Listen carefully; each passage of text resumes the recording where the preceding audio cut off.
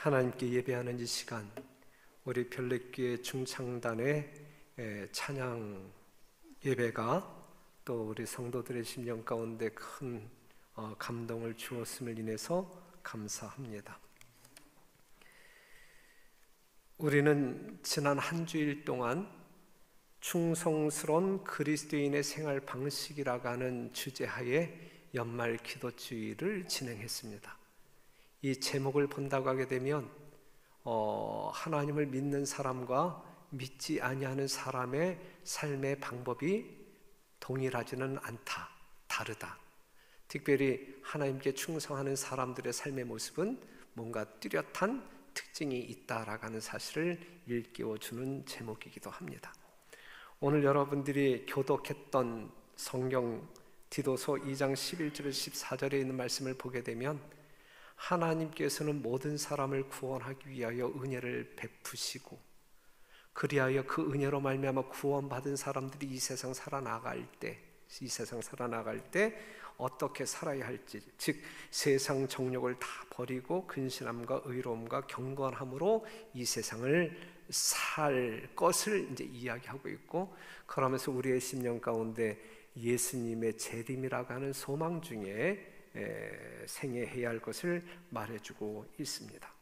여러분들은 어떠한 마음으로 한 주일을 보내셨습니까? 뭔가 하나님과의 어떤 관계 정리가 온전하게 이루어졌습니까? 그리고 하나님을 신뢰하는 믿음으로 말미암아 여러분들 삶의 여러 가지 어떤 그 어려움을 극복할 수 있는 용기를 얻으셨습니까? 그러한 믿음으로 정리하는 이 안식일, 이 시간이 되기를 간절히 바랍니다. 예수님의 제자들은 하나님께 기도하는 법을 다른 그 선도들을 통하여 배웠다기보다는 예수님을 통하여 직접 배웠습니다. 실물교훈에 있는 말씀을 좀 보면 그리스도의 제자들은 그가 드리는 기도와 하나님과 교통하시는 그의 습관에 큰 감명을 받았다. 하루는 제자들이 주님을 잠시 떠났다가 돌아와서 주님께서 열심히 기도하고 계신 것을 보았다. 주님께서는 제자들이 온 것도 모르시는 듯 큰 소리로 계속 기도하셨다. 그때 제자들의 마음은 깊은 감동을 받았다. 그가 기도하기를 마치셨을 때에 제자들은 기도를 우리에게도 가르쳐 주옵소서 하고 부르짖었다 그랬어요. 하나님께 기도하는 예수님의 모습 속에서 그것을 지켜보는 제자들은 큰 감동을 받았다.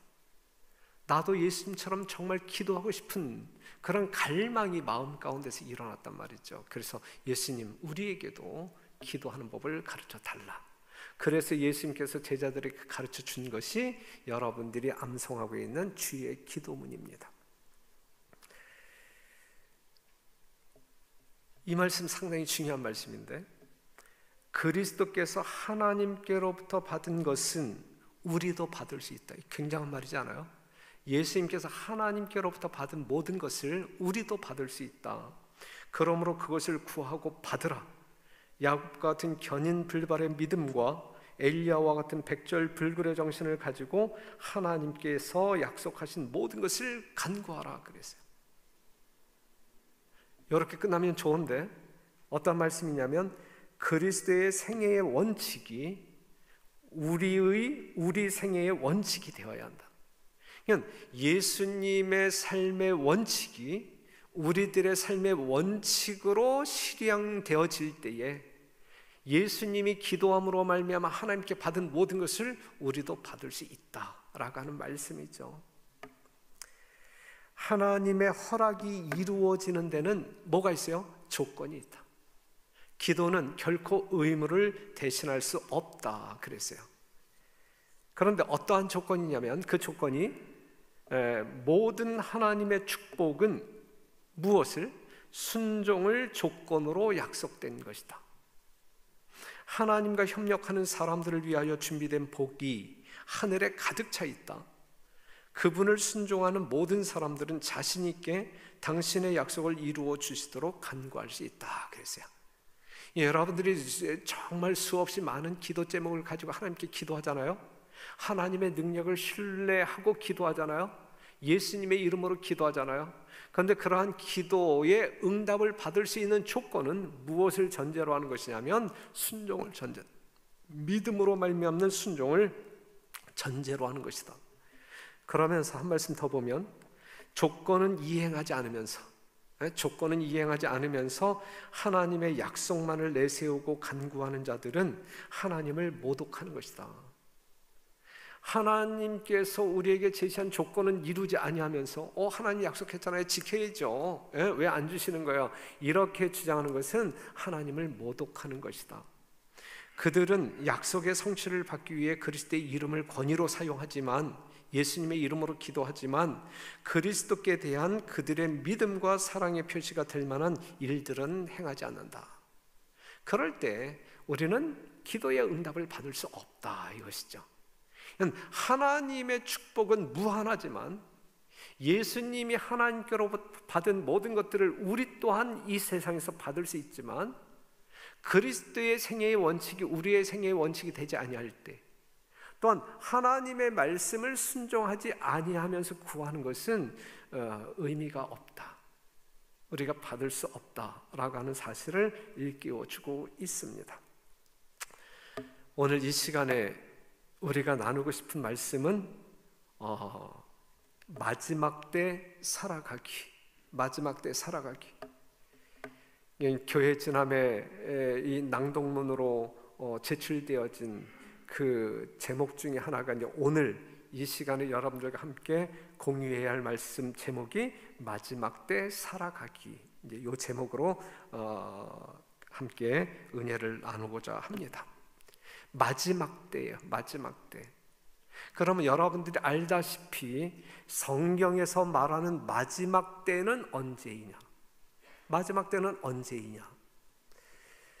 우리가 다니엘서 12장 4절에서 9절에 있는 말씀을 보면 다니엘아 마지막 때까지 이 말을 간수하고 이 글을 봉함하라 그랬어요.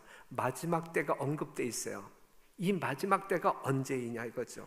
6절에 있는 말씀을 보면 이르되 이 기사의 끝이 어느 때까지냐 하기로 그랬어요. 어느 때까지. 그러면서 7절에 있는 말씀을 보면 가로되 반드시 한때 두때 반때를 지나서 성도의 권세가 다 깨어지기까지니 그렇게 되면 이 모든 일이 다 끝나리라 하더라 그랬어요. 성도 여러분, 다니엘서 12장 4절에서 9절에 있는 말씀을 보게 되면 마지막 때가 언급되었고 그 마지막 때가 한때 두때 반때가 끝나는 때임을 이야기하고 있어요. 그렇다면 여러분들이 알고 있듯이 그 연대는 언제예요? 1798년. 그래서 성경적인 마지막 때는 1798년 이후를 마지막 때라고 합니다. 그때부터 말세라고 한단 말이죠. 이때부터 예수님께서 말씀하신 이 말세의 징조들, 재림의 징조들이 이 세상 이곳저곳에서 일어날 것이다. 그리고 예수님께서 이 땅에 재림하시게 될 것이다. 그런데 1798년 이 마지막 때까지 이 글을 봉함하라 그랬는데 그 이야기는 요 마지막 때가 되면 이것이 열릴 것이다 라고 하는 이야기죠. 그렇죠? 이 다니엘서의 일부분이 말이죠, 마지막 때까지 봉함하라, 봉함되어진 그 말씀이 1798년 이후에 이 세상 하나님의 백성들에게 계시되어질 것이다 라고 예언하고 있어요. 그래서 요한계시록 10장 1절에서 11절에 있는 말씀을 보게 되면 1절 글씨가 작지만, 자, 내가 또 보니 힘센 다른 천사가 구름을 입고 하늘에서 내려오는데 그 머리 위에 무지개가 있고 그 얼굴은 해 같고 그 발은 불기둥 같으며 그 손에 펴놓인 어떠한 책? 작은 책을 들고 그랬어요. 그러면서 8절에 있는 말씀을 보면 하늘에서 나서 내게 들리던 음성이 또 내게 말하여 가로되 내가 가서 바다와 땅을 밟고 섰는 천사의 손에 펴놓인 책을 가지라 그랬어요. 봉한 책이 아니라 펴놓인 책, 작은 책 이퀄 펴놓인 책. 9절 내가 천사에게 나아가 작은 책들을 달라 한즉 천사가 가로되 갖다 먹어 버리라. 내 배에는 쓰나 내 입에는 꿀같이 달리라. 이 말씀은 우리가 이미 예언 연구를 통해서 이것이 어떤 말씀인지 잘 아는 말씀이에요. 하지만 오늘 복습하는 거예요. 그럼 여기서 말하고 있는 작은 책이라고 하는 것이 무슨 책이냐라고 이야기할 때, 그것은 우리 엘렌 G. 화이트 주석을 보게 되면 이후에 7 우레가 그 목소리를 발하였고 요한에게는 작은 책과 관련하여 다니엘서에 관한 명령이 주어졌다 그랬어요. 요한계시록 10장에 나와 있는 작은 책, 하지만 펼쳐진 책은 어떠한 성경? 다니엘서를 이야기하고 있는 것이다. 그런데 이 다니엘서가 1798년 이후에 열릴 것이다, 펼쳐질 것이다. 그러면서 어떠한 경험을 하게 될 것이냐면 입에서는 꿀같이 달지만 배에서는 쓰게 될 것이다.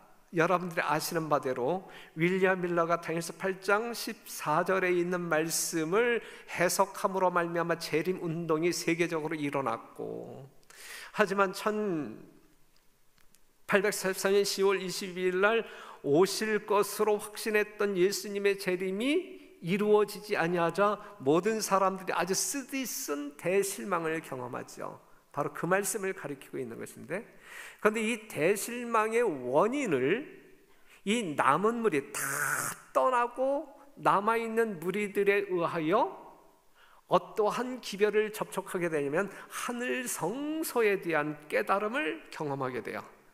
그 하늘 성소의 깨달음을 통하여 예수님이 이 지상으로 내려오는 사건이 아닌 예수님이 대제사장의 직분을 가지고 하늘 지성소로 들어간다라고 하는 사건을 레위기서 시브리서를 통하여 이렇게 깨닫게 된 그러한 무리들로 결국은 요한계시록 12장에 언급되어진 남은 무리, 남은 교회, 제7일 안식일 예수 재림교회가 태동하게 되었다라고 하는 사실이죠. 그렇기 때문에 우리 재림교회는 이 하늘 성소로 말미암아 또한 우리가 가지고 있는 이 중추적인 없어서는 안 될 심장과 같은 진리가 있다고 하면 그것은 조사 심판에 관한 기별임을 알 수가 있어요. 다니엘서 7장 9절에서 10절에서 말하고 있는 이 조사 심판 말입니다. 예수님께서는 하늘 지성소에서 대제사장으로서 예수님 당신의 피를 가지고 지금 우리들을 위하여 중보하고 계신다. 우리는 그 예수님 때문에 그 예수님을 의지함으로 믿음으로 말미암아 구원받을 수 있다. 그러한 사람들을 이제 조사 심판이 끝나게 되면 그러한 사람들에게 상 주시기 위하여 이 땅으로 오실 것인데 그것을 우리는 예수님의 재림이라 일컫는다 이것이죠.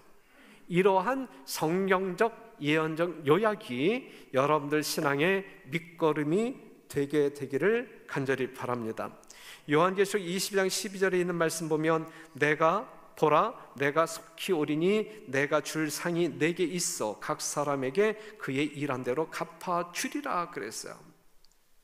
그래서 이것이 이제 예수님의 재림인데 이것이 언제 일어날지 제자들은 심히 궁금했어요. 그래서 예수님이 감람산에 계실 때에 제자들이 묻지요. 어느 때에 이러한 일이 일어나겠느냐? 주의 임하심과 세상 끝에는 무슨 징조가 있사오리까? 그랬어요. 세상 끝의 사건과 예수님의 재림의 사건이 동일한 사건임을 말해주고 있고, 그 다음에 징조를 보여주심으로 말미암아 예수님은 하늘 백성들을 준비시키십니다. 그래서 요한일서 2장 18절 아이들아 이것이 마지막 때라 적그리스도가 이르겠다 함을 너희가 들은 것과 같이 지금도 많은 적그리스도가 일어났으니 이러므로 우리가 마지막 때인 줄 아노라 그랬어요. 그러니까 예수님께서 보여주신 징조 중에 하나의 징조인 적그리스도를 이제 언급하고 있지만 예수님께서 말씀하신 징조들의 성취를 바라보면서 하나님의 백성들은 지금 우리가 살고 있는 이 때가 마지막 때인지 어떠한 때인지를 알 수 있다. 예수님을 따르는 무리들은 틀림없이 분명하게 때의 징조를 살피면서 그때가 어느 때인지를 확신하면서 올바른 모습으로 생애한다, 이것이죠. 그래서 누가복음 21장 28절, 이런 일이 되기를 시작하거든 일어나 머리를 들라, 너희 구속이 가까웠느니라 그랬어요. 머리를 들라, 구속이 가까웠다, 심히 임박했다. 여러분들이 지금 이 세상에 일어나고 있는 재앙 코로나 요 하나만을 본다 할지라도 예수님의 재림이 우리 코앞에 이르렀다라는 사실을 인정해야 돼요. 이것을 부인하게 될 때 여러분들은 큰 화가 미칠 것입니다. 인정하고 거기에 걸맞는, 정말 일어나 머리를 들고 예수님의 재림을 준비하는 백성들이 되어야 합니다. 그래서 이 마지막 때를 살아가고 있는 이 재림 성도들은 이 긴장의 끈을 이제 늦춰서는 안 돼. 긴장해야 돼. 그냥 긴장해. 평안하다, 안전하다 하면서 느긋한 마음으로 오늘 해야 할 것을 내일로 미루는 그러한 성도들로 생각하게 될 때 우리는 큰 코 다칠 거예요. 큰 코 다칠. 지금 깨어라 하는 이 시간에 우리가 깨어나지 못한다고 하게 되면 하늘을 우리의 것으로 만들 수 없어요. 그래서 예수님께서는 이 마지막 때를 어떠한 때로 비유하고 있냐면 노아의 때와 같을 것이다, 롯의 때와 같을 것이다 라고 이야기하고 있어요. 이렇게 말하는 이유 중에 하나가 뭐냐면 많은 사람들이 그때가 분명히 정해져 있음에도 불구하고 믿지 않는다, 잘 믿지 않는다, 이 재림의 때도 마찬가지다 라고 이야기하고 있는 거예요. 그래서 이 노아의 때 여러분들이 이미 알지만 120년 동안 이 노아가 방주를 지으면서 뭘 이야기했어요? 홍수의 심판을 경고했어요. 홍수의 심판을 경고했어요. 그렇죠? 그 홍수의 심판을 경고할 때 그 당시 살았던 사람들은 어떻게 받아들였어요? 미치광이, 노아를 향하여 미치광이 받아들이지 않았어요. 받아들이지 아니한 결과가 뭐예요? 물속에 잠겨 멸망하는 결과를 경험할 수밖에 없었다라고 하는 사실이죠. 롯의 때 소돔과 고모라 성이 불의 심판으로 말미암아 멸망할 것이다라고 하는 경고가 주어졌을 때 당시 사람들은 어떻게 생각했어요? 농담으로 여겼어요. 무슨 그런 일이 있어요? 농담으로 여긴 그들의 마지막 운명은 어떻게 결정됐어요? 불 속에 멸망할 수밖에 없었어요. 이 마지막 때에 먼저 이것을 알지니 말세에 기롱하는 자들이 와서 자기의 정욕을 쫓아 행하며 기롱하여 가로되 주의 강림하신다는 약속이 어디 있느뇨? 조상들이 잔 후로부터 만물이 처음 창조할 때와 같이 그냥 있다 하니 그랬어요. 여러분들이 임박한 재림을 세상 사람들에게 이야기할 때 세상 사람들이 이러한 식으로 반응을 보일 거예요. 분명히 이러한 식으로 반응을 보일 거예요. 예수님 재림이 어디, 말도 안 되는 소리 하지 말라. 그럼 우리 교회 내에 있는 성도들은 어떠한 반응을 보일까? 우리는 분명 예수님을 믿는 사람들이고 예수님의 재림을 믿는 사람들이고 예수님의 징조가 무엇인지 아는 사람들인데 이 재림교회 안에서 일어나고 있는 반응은 무엇이냐고요?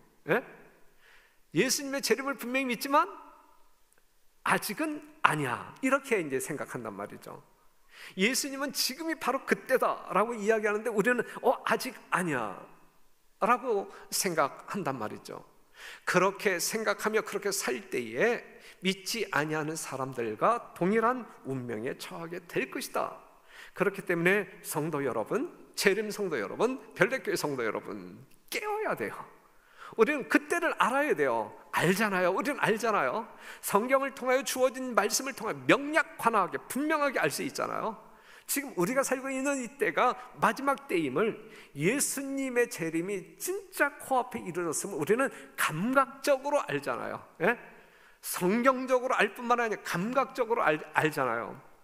그럼에도 불구하고 그냥 여느 때와 마찬가지로 아무런 긴장 없이 느긋하게 생애한다고 하게 되면 우리는 어떻게 될까?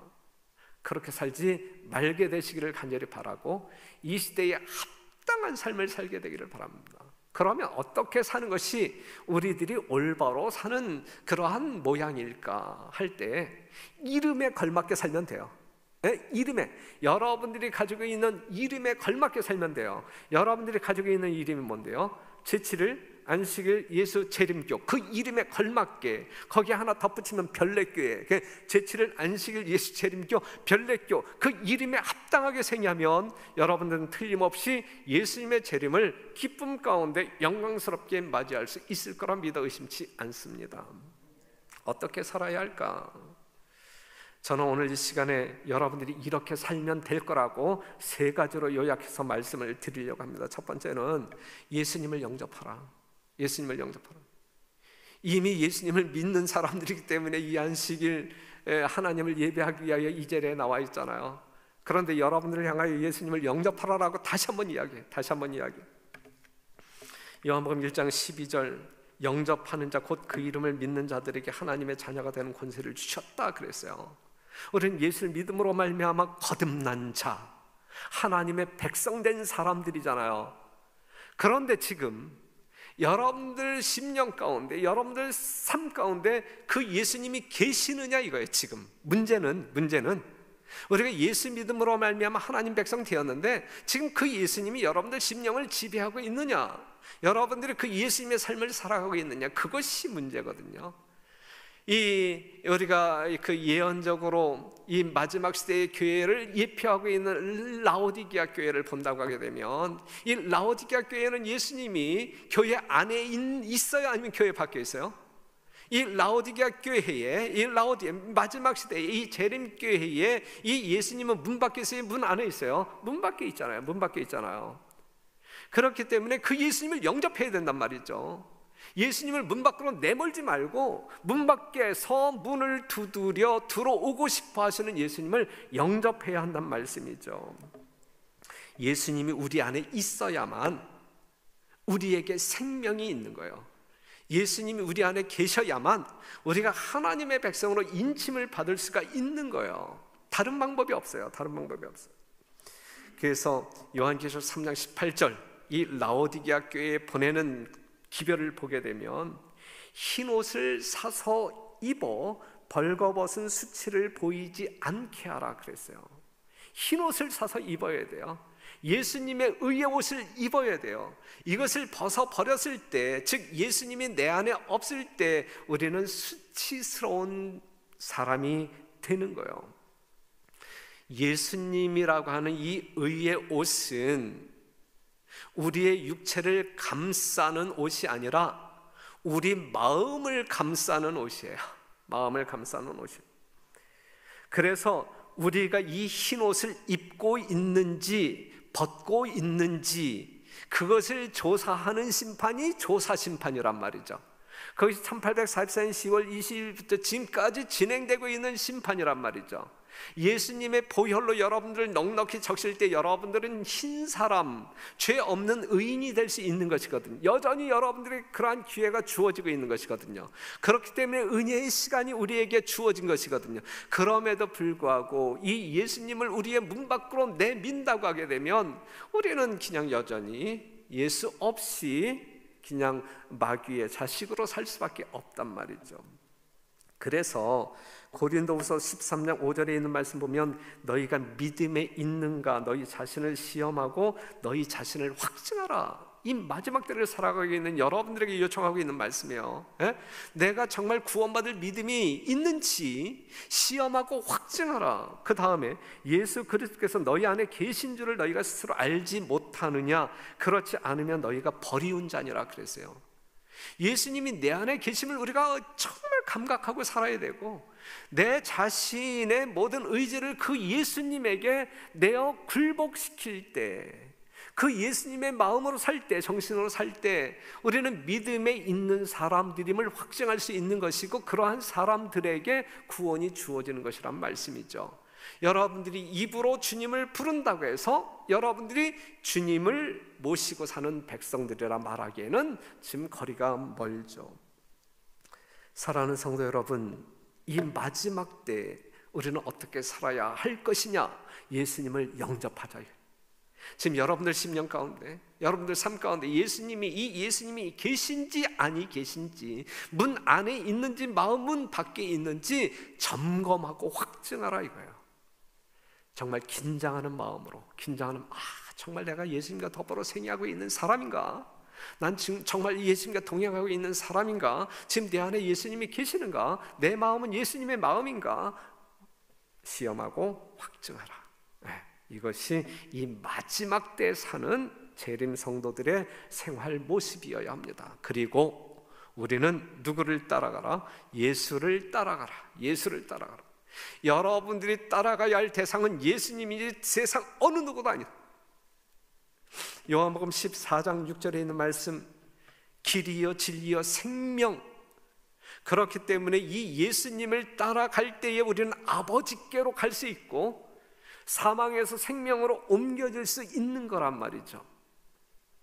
이 예수 말고 다른 어떠한 사람을 따라가서는 안 돼요. 그런데 이 길은 좁은 길이에요. 넓은 길이 아니고, 가기 쉬운 넓은 길이 아니고 좁은 길이에요. 가기 힘든 길이에요. 하지만 믿음으로 말미암아 예수님이 승리한 것처럼 우리는 승리할 수 있어요. 그렇기 때문에 우리는 담대한 믿음으로 이 길을 갈 수 있는 거예요. 이 길은 좁은 길이에요. 그래서 베드로전서 2장 21절, 예수님께서 가신 고난의 길이었거든요. 피 묻은 길이었거든요. 그러면서 그 예수님께서 우리에게 뭐라고 말씀하시냐면 너희에게 본을 끼쳐 그 자취를 따라오게 하려 하셨느니라 그랬거든요. 우리는 예수님이 가신 길을 가는 사람들이에요. 예수님이 넓은 길로 가지 않았어요. 예수님이 평탄한 길로 가지 않았어요. 편리한 길로 가지 않았어요. 예수님이 가신 길은 피의 길이었어요. 피 묻은 길이었어요. 우리가 가야 할 길은 그 길이다. 우리가 가야 할 길은 그 길이다. 비록 이 세상에서 그 길 따라 걸어갈 때에 육체적으로 힘들고 피곤할지라도 그보다 더 확실한 생명의 길은 없다. 이 길 말고 생명의 길은 없다라고 하는 사실이죠. 그런데 우리는 때로는 불편하기 때문에, 때로는 고통스럽기 때문에 이 길이 아닌 넓은 길을 찾아서 가려고 하는데 그 길은 필경은 사망의 길이다라고 하는 사실이죠. 그래서 사랑하는 성도 여러분, 우리는 누구를 따라가자? 예수님을 따라가야 된다. 마태복음 16장 24절에 있는 말씀, 예수께서 제자들에게 이르시되 아무든지 나를 따라오려거든 자기를 부인하고 자기 십자가를 지고 나를 쫓을 것이니라 그랬어요. 우리는 어차피 이 가시덤불로 무성한 이 죄의 세상에서 살아나갈 때에 우리는 고난의 길을 걸을 수밖에 없어요. 그 최고의 고난이 뭐냐면 일요일 휴업령이 선포되어질 때, 여러분들의 생명을 요구하려고 할 때 여러분들이 이 땅에서 경험할 수 있는 최고의 고통, 환난을 경험하게 될 거예요. 그렇죠? 그럼에도 불구하고 우리는 예수님을 놓지 않는다. 우리의 믿음을 포기하지 않는다. 그렇죠? 그것이 생명이기 때문에 우리는 하늘을 갈망하며 영생을 소유한 사람들로 사는 것이지 이 세상에 있는 생명과 맞바꿀 어떠한 것도 소유하지 않았다. 그래서 요한계시록 14장 4절에 있는 말씀 보면 이 14만 4천인의 특징에 대해서 이야기할 때 어린 양이 어디로 인도하든지 따라가는 자, 여러분들이 그래야 한단 말이죠. 우리는 어떠한 사람, 박영호 목사이든 곽정한 목사이든, 그 다음에 누구예요? 강경구 목사이든 엉뚱한 소리 하는 그 사람들 따라가는 사람들이 아니고 오직 하나님의 말씀 가운데 진리라 일컫는, 진리라 말씀하시는 예수님의 길을 따라가는 자들이어야 한다. 그렇기 때문에 사랑하는 성도 여러분, 하나님의 말씀을 알아야 돼요. 하나님의 말씀을 알아야 돼요. 이사야 30장 21절에 있는 말씀을 보게 되면 이것이 정론이 너희는 이리로 행할 것이며 그랬어요. 여러분들이 가야 하는 길이 정로임을 밝혀주는 것이 이것 말고 또 있어요? 하나님의 말씀 말고 또 있어요? 어디에서 여러분들은 생명의 길을 찾을 수 있나요? 무엇을 근거로 여러분들은 생명의 길인지 아니면 잘못된 길인지 오류인지 진리인지를 분별할 수 있을까요? 이것 말고 있을까요? 없는 거예요. 그러니 사랑하는 성도 여러분, 성경을 연구해야 합니다. 성경을 연구해야 합니다.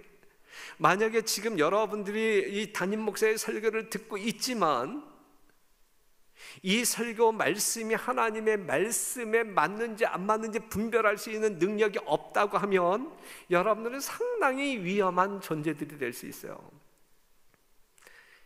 여러분들이 이 말씀 설교를 들을 때에 이미 여러분들이 알고 있는 이 성경적인 지식에 근거해서 맞다, 아멘, 그렇게 살아야 된다, 그게 진리다, 이것을 분별할 수 있어야 된단 말이죠. 분별할 수 있어야 돼. 그래야 다른 사람을 쫓아가지 않아요.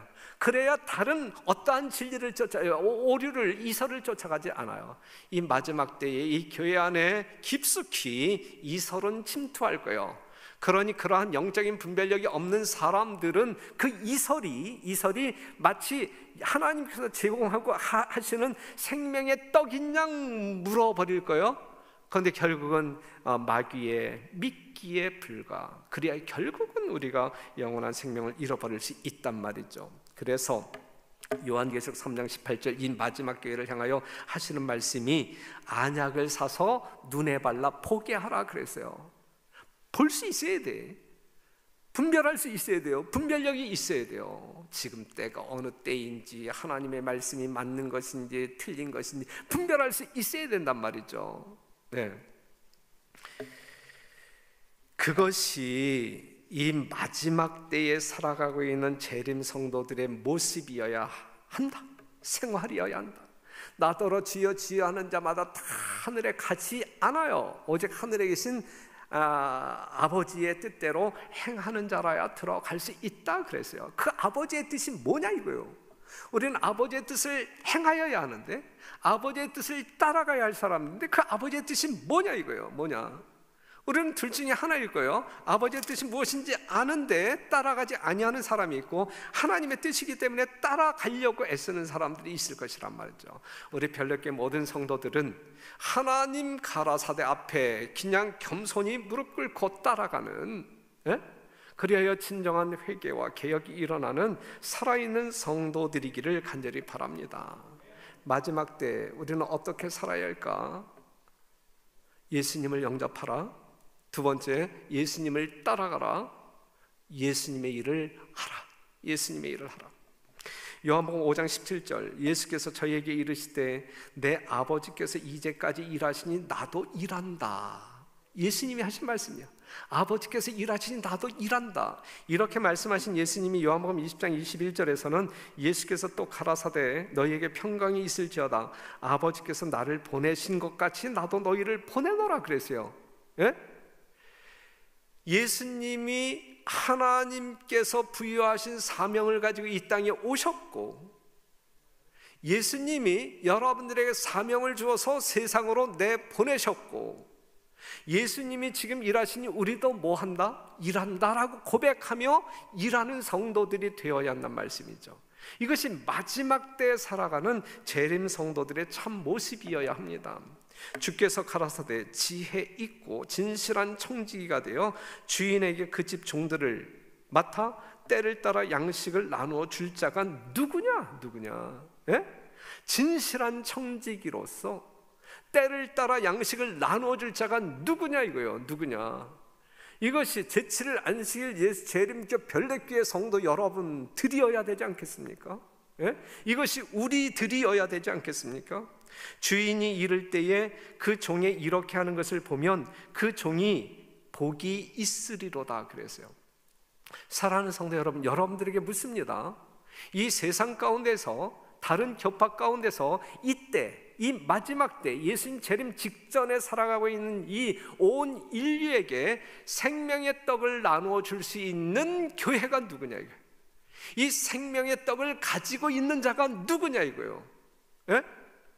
예수님께서 5,000명에게 이 떡을 나누어 줄 때에 이 제자들에게 너희가 나누어 주어라 그랬는데, 그 떡을 받아든 사람들이 누구냐 이거예요. 천주교인들이에요? 순복음교인들이에요? 장로교인들이에요? 아니잖아요. 여러분들이 깨달은, 이미 여러분들이 그것을 먹고 영원한 생명을 소유한 이 영원한 복음 세천세의 기별을 이 시대에 많은 사람들에게 나눠줄 수 있는 사람이 누구냐 이거예요. 생명의 떡을 맡은 그 진실한 청지기가 누구냐 이거예요. 그게 우리인데 우리가 진실하냐 이거예요. 진실하냐, 지금 그 떡을 나누어주고 있느냐 이거예요. 이 떡을 먹느냐 안 먹느냐에 따라서 영원한 생사가 운명이 달려있는데, 우리는 그 떡을 나누어 주고 있느냐 이거예요. 그 떡을 나누어 주고 있느냐. 우리는 그 떡을 나누어 주기 위하여 도시락 봉사도 하고, 뭐 이제 여러 곳에서 이제 정말 이렇게 은밀하게, 또한 남들이 알지 못하게 정말 어떤 그 선을 행하는 성도들이 있음을 인하여 감사드리는데, 결국은 우리는 이 생명의 떡을 나누어 주어야 한다. 그것이 요한계시록 14장 6절에서 12절에 나와 있는 이 세천세의 기별, 심판이 이르렀다. 그죠? 예수님의 재림이 때가 심히 임박했다. 그렇기 때문에 창조주 하나님을 뭐하라? 경배하라. 우리가 먼저 정말 창조주이시며 구속주이신 참 하나님을 경배하는 진실한 백성들이 되어야 돼요. 그렇기 때문에 이 마지막 시대에 여러분들에게 이 창조주 하나님을 알게 하는 표징인 안식일에 대한 복음을 온전히 깨닫고, 안식일을 처음부터 끝까지 거룩하게 아주 신성하게 지켜야 됩니다. 엿새 동안 여러분들을 위하여 사용한다 할지라도 이 안식일만큼은 정말 조금이라도 나 자신의 이기심을 위하여 사는 것이 아니라, 이건 온전히 하나님의 거룩한 임재 속으로 들어가는 성별된 날로 우리의 마음부터 영육혼이 온전한 가운데 이 안식일을 보내는 그러한 삶을 살지 아니한다고 하게 되면 우리가 하늘에서 어떻게 영원한 삶을 누릴 수 있겠습니까? 바벨론에서 나와야 돼요. 무너진 바벨론에서 나와야 돼요. 우리는 세상 사람들과 구별되어져야 돼요. 우리의 삶의 태도와 방식에 있어서 세상 사람들이 커피 마실 때 우리는 커피 마시지 말아야 돼요. 다른 사람들이 돼지고기 먹을 때 우리는 돼지고기 먹지 말아야 돼요. 우리는 달라요. 우리는 하늘에서 살아야 할 사람들이기 때문에 달라요. 그들과 달라야 돼요. 그들이 생각하는 것과 달라야 되고, 먹는 것과 달라야 되고, 입는 것도 달라야 되고, 모든 것이 달라야 돼요. 받지 말라 그랬어요. 짐승의 표가 뭔지 알잖아요. 우리가 목숨을 내놓는다 할지라도, 내가 순교한다 할지라도 받지 말아야 할 것은 받지 말아야 되는 거예요. 우리가 지켜야 할 말씀은, 예언의 영은 지켜야 되는 것이거든요. 그러한 정말 어떤 그 단호한 결심이, 또한 어떤 그 행동의 변화가 이 시대에 이루어지지 아니하고 그것이 내일로 미루어진다고 하게 되면 여러분들의 미래가 보장될 수 있을까? 정말 하나님께 보장받을 수 있을까? 아니거든요. 사랑하는 성도 여러분, 그래서 요한계시록 3장 18절에 있는 말씀 보면 불로 연단한 금을 사서 부요하게 하고 그랬어요. 우리가 왜 이렇게 미지근할까? 왜 이 재림교회의 이 기막힌 어떤 그 생명의 떡이 주어졌음에도 불구하고 이 백성들은 본인도 먹지 않고 남들에게 나누어 주지도 않을까?